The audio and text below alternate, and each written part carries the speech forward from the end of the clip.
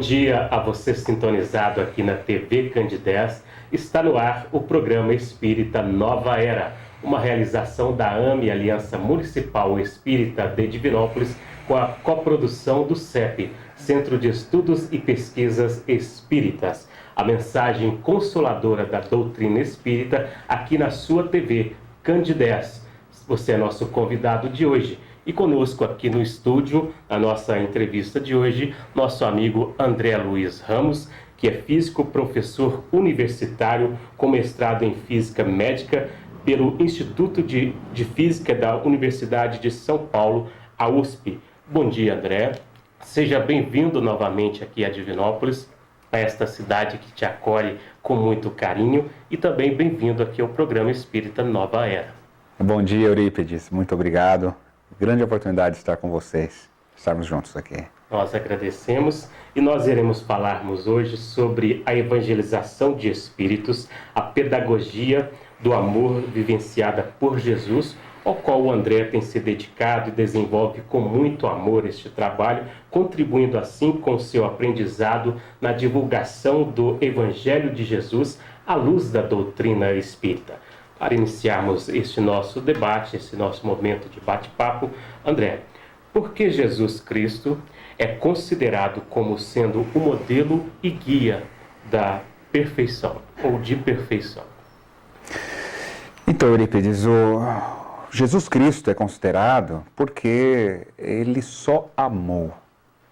Quando nós estudamos a vida dele, verificamos as atitudes, todas as experiências estiveram coroadas de uma manifestação de um amor profundo, um amor além, inclusive, de uma compreensão nossa, plena ainda. Então, atitudes como amar o inimigo, atitudes como perdoar aqueles que o ofendiam, atitudes de paz diante de agressões, sem revidar, sem discussões. Ele desencadeou, né, no planeta Terra a manifestação de um novo paradigma que não era comum na época, que é o de estabelecer a paz a partir de uma paz construída dentro de si mesmo, e ele, através de atitudes, ele vivenciou as suas energias, vivenciou a sua influência, inclusive na matéria. Sim. Então ele manipulava a matéria, ele conseguia promover curas instantâneas de doenças que naquele tempo eram incuráveis. Então percebemos nele uma capacidade fantástica. E é interessante que ele, em algumas frases, nos disse: vós sois deuses, podeis fazer o que faço e muito mais. Então, nesta fala, ele já afirma que nós temos grandes condições de construir em nós esse potencial de perfeição. Ele disse até: sede perfeitos, como perfeito é o vosso Pai Celestial. Então, para nós, é um modelo e guia de perfeição, porque em nenhum momento, Eurípides, ele se corrompeu. Com certeza. Nem por pequenas coisas, nem por grandes coisas. Uhum. A humildade esteve presente. Para mim, a perfeição maior, para mim, a perfeição de Jesus se expressa de forma maior quando nós vemos nas suas ações ele afirmar que eu e o Pai somos um. Então, ele conseguia manifestar a vontade de Deus a partir dele. Estabelecia uma sintonia cósmica com o Criador. Cósmica porque Deus, como um Pai Criador, ou seja, o grande arquiteto do universo, ou seja, é cósmico isso. Então Jesus, ele conseguiu manifestar a perfeição do cosmos aonde? Aqui. Isso é magnífico. Realmente. E o que é a pedagogia do amor? A pedagogia do amor é a arte de educar, a arte de formar caracteres, virtudes morais por meio dessa energia cósmica, a qual nós somos fruto também. Nós somos frutos da manifestação de um amor. Nós somos filhos de Deus.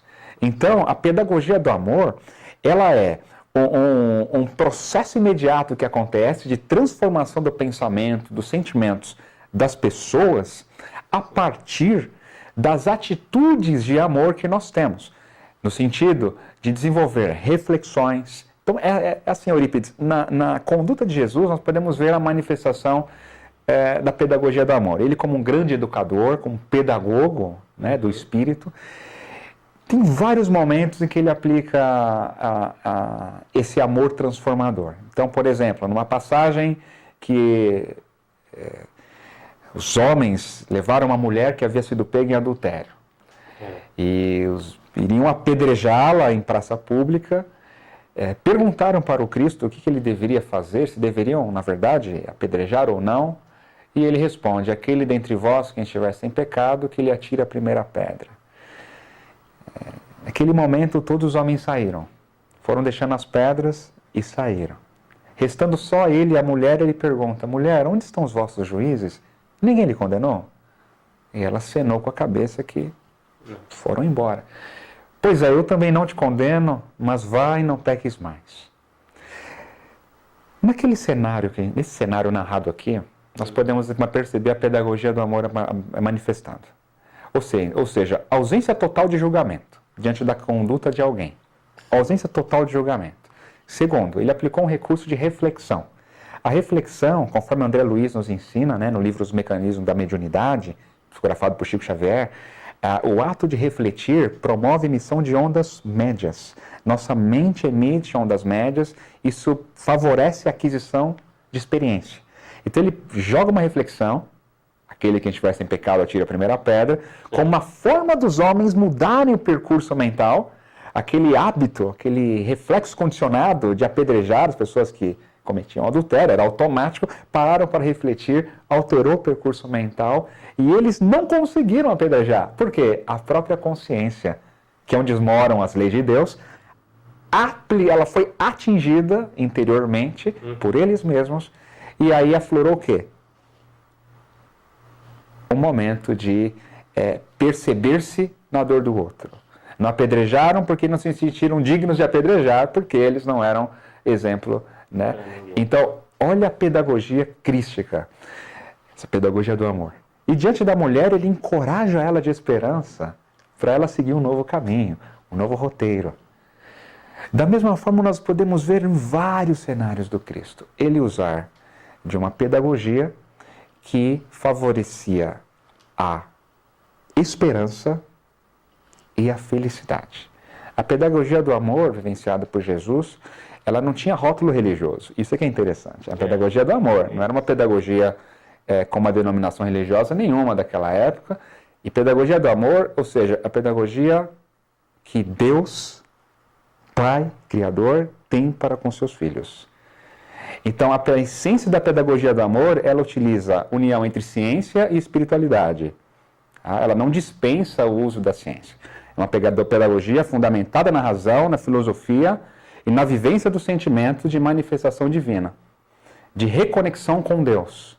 A parábola do filho pródigo é um exemplo dessa pedagogia. Então, Jesus utilizou como recurso nessa pedagogia do amor histórias, reflexão, recursos da natureza para criar essa identidade. Muito comum, né, a questão do grão de mostarda. Ele cria várias comparações, né, entre a natureza e nós, e fazendo nós sentirmos natureza. Na pedagogia de Jesus tinha arte também. Então, quando ele lava os pés dos apóstolos, ele já tinha falado sobre humildade, né? Ele, na verdade, apenas fez o quê? Uma representação teatral em que os psicanalistas, os psicólogos estudam esse tipo de situação, né? Psicodrama e tudo mais, mas Jesus já sabia isso há 2000 anos atrás. Então, ele aplica a arte. A pedagogia do amor, ela contempla a prática da caridade. E aí é um ponto muito importante. A parte mais importante da pedagogia do amor, ao meu ver, é a vivência do amor em ação. Ou seja, você sentir amor é uma coisa. Fazer esse amor manifestar-se por meio de atitude, através da qual você sente o outro com paixão, presente na parábola do filho do bom samaritano, de sentir compaixão e auxiliar. Mas a vivência da caridade como algo de você ajudar o outro, sabendo que é você que precisa da atitude de amor para se regenerar. Fazer ao outro aquilo que fosse feito para você mesmo, né? Exato. E, além disso, como aconteceu com Paulo de Tarso.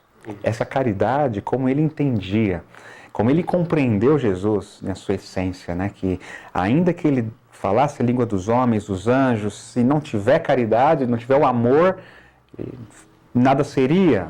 Seria como o sino que tinha, o metal que ressoa. Ainda que, ele disse, ainda que ele tivesse toda a fé a ponto de transportar montanhas e não tivesse amor, nada serei. Então, ainda que ele desse todos os seus bens aos pobres, desse seu corpo para ser queimado, sem amor, nada serei. Então, Jesus apresenta um grande recurso naquele tempo, que é a manifestação do amor, como uma forma de nós conquistarmos a nós mesmos. Então, a pedagogia do amor, ela contempla vários recursos que promovem a modificação do pensamento e o fortalecimento da vontade e a construção de sentimentos nobres. Muito bacana. E como ficam aquelas pessoas que não são cristãos ou não acreditam nas palavras de Jesus, não seguem o Evangelho de Jesus? Elas serão salvas? É bastante delicada a pergunta até, porque é interessante que existem muitos judeus, budistas, ou seja, muçulmanos, muitas pessoas de religiões, que não são cristãos, ou seja, não são cristãos, porém, eles vivenciam o amor, muitos vivenciam a caridade, muitos vivenciam o quê? As leis morais. E nesse sentido, é que por vivenciar as leis morais, por vivenciar a lei do amor, em essência, nesse sentido, acredito que serão salvos a si mesmos. Todas as manifestações, más inclinações que tenham, e olha só, não sendo cristãos, porém aplicando leis morais, aplicando princípios morais às suas religiões, eles, digamos que, se transformarão em seres livres, pessoas boas, com bons costumes, melhores. Agora, é interessante isso, e o ser cristão está associado ao mesmo sentido, né? Porque vivenciar o Evangelho de Jesus é vivenciar as leis morais, e leis morais são comuns a todas as religiões. Então, é algo muito importante a refletir que Evangelho de Jesus eu interpreto como leis morais. E leis morais estão presentes também no Antigo Testamento, no Alcorão, em vários livros. E acredito que esse ser salvo, né, que é o objetivo principal de todos, é a construção dessas bem-aventuranças, construção da própria felicidade, de vivenciarmos uma vida plena, né, de amor, de alegria, de trabalho. Então, essa é a maneira de nós nos salvarmos, trabalhando, pondo a mão na massa. Não adianta nós queremos achar que somos cristãos pelo fato de profetizarmos uma religião, digamos que denominadamente cristão, se nós não tivermos obras. Que reconhece o verdadeiro cristão pelas suas obras. E que obras? A obra que constrói dentro de si. Ainda que, mesma coisa que Paulo falou, se nós fizermos fora e não fizermos dentro, construímos o amor dentro, nada seremos. Então, não há como ser salvo, entre aspas, né, nesse sentido que estamos mencionando. Então, eu acredito sim que vivenciar leis morais é o foco principal. Muito mesmo. Para você que sintonizou agora na TV Candidez, estamos apresentando o programa Espírita Nova Era, uma realização da AME, Aliança Municipal Espírita de Divinópolis, com a coprodução do CEP, Centro de Estudos e Pesquisas Espíritas.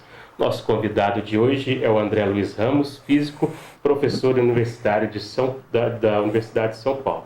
Estamos falando sobre o tema Evangelização de Espíritos, a pedagogia do amor vivenciada por Jesus, ao qual o André tem se dedicado e contribui com seu aprendizado, levando a mensagem da doutrina espírita, levando assim a mensagem do Evangelho de Jesus. André, como viver o amor imbatível, amor neste momento de grandes convulsões sociais? Eurípides, estamos vivendo momentos de intensa transformação mesmo, no planeta, em nossas vidas pessoais, na sociedade brasileira, inclusive. Muitas notícias que causam diversos impactos. E viver esse amor imbatível, como você nos pergunta, é de fato cumprir com o nosso dever. Cumprir com o nosso dever como cidadãos, no caso nós aqui brasileiros, os cidadãos também para quem está morando em outros países e está nos acompanhando pela internet, cumprir nosso dever como cidadão e aqui no plano físico e cumprir com o nosso dever como cidadão cósmico. Porque nesse caso aí o dever como cidadão cósmico, cidadania cósmica nossa, é um dever da consciência. Como espíritos que somos. Como espíritos que somos. Então é claro nesse sentido quando Jesus diz, dai a César o que é de César, dai a Deus o que é de Deus. Poxa, então o que eu vou dar a Deus? Então a César eu pago impostos. Então nesse mundo aqui nós vamos, ou seja, dar nosso tributo a tudo que acontece, e mesmo muitas coisas nos afetam de fato. Nós perdemos muitas vezes a paz, ou perdemos a segurança, ou perdemos devido a essas mudanças, as situações difíceis que nós temos passado. Agora, esse dar a Deus, o que é de Deus, qual é o nosso tributo, qual é a nossa contribuição? É cumprir nosso dever para construir uma sociedade justa. Quando Jesus diz para nós que a felicidade não é deste mundo, naquele momento, naquela época, não significa que ele não vai construir aqui. E o objetivo agora, como construção do mundo regenerador, é justamente nós termos um grande amor pela vida. Primeiro, amor pela vida. Dizer sim à vida em todos os sentidos, todos. Segundo, amar viver. Intensamente ajudar aquelas pessoas que estão em situação mais difícil que a nossa. Parar de reclamar da vida, reclamar de pessoas e cumprir nosso papel. Cumprir o nosso dever com todo o objetivo principal, até ensinado também pelo Cristo na pedagogia do amor, que aquele que quiser vir após mim, que renuncia-te a ti mesmo, tome a tua cruz e segue-me. Então, esse amor imbatível é o mesmo amor que Jesus aplicou. Ele não ficava muito... e naquela época, acredito ser, era muito pior que nos dias de hoje, Imagino. Naquela época, eles não podiam nem estudar o Evangelho, porque, após o desencarne do Cristo, os romanos levavam à morte todos os cristãos, Eram perseguidos. E hoje a situação mudou bem, Agora, esse papel do amor imbatível é um amor que nós estamos cumprindo com o nosso dever moral, antes de tudo. Saber que todas as situações que vivenciamos são recursos e estímulos para a nossa própria mudança interior. E como esse amor se tornar cada vez mais imbatível diante das calamidades, das situações difíceis que a gente enfrenta. Porque é olhar a vida como espírito, Eurípides? Quando enxergamos a vida como espírito, nós temos as mais forças para caminhar. A doutrina espírita, você falou em caminhar, é caminho para descobrir essa plenitude do amor? A doutrina espírita é um caminho poderosíssimo para o espírito conseguir atingir o amor. Como foi na frase de Jesus, eu sou o caminho, a verdade e a vida. Ninguém vem ao Pai senão por mim. Então ele diz, ninguém vem ao Pai, ou seja, eu já estou com o Pai. Então, a doutrina espírita, ela é um caminho porque ela nos descortina a vida como espírito. Ela nos apresenta de onde vim, para onde vou, quem sou eu, qual é ou seja, a nossa vida como espírito em si, nós espiritualizarmos nossa existência. E a doutrina espírita nasce através de um livro de filosofia, que é o Livro dos Espíritos, que na capa francesa original, o subtítulo, digamos assim, Filosofia Espiritualista.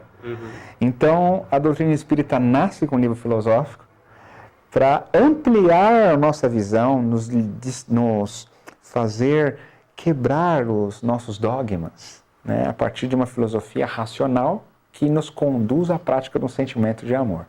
Então, é doutrina espírita é fabulosíssima e ela se integra com todas as religiões, inclusive. Kardec no livro, inclusive, Eurípides, no livro Espiritismo em sua expressão mais simples. É um livro escrito por Kardec, pouco conhecido pelo movimento espírita. Um livro muito bom, por muito sinal. Bom, por sinal, para né? as pessoas iniciantes da doutrina, ele é excelente. Né? Ele é excelente.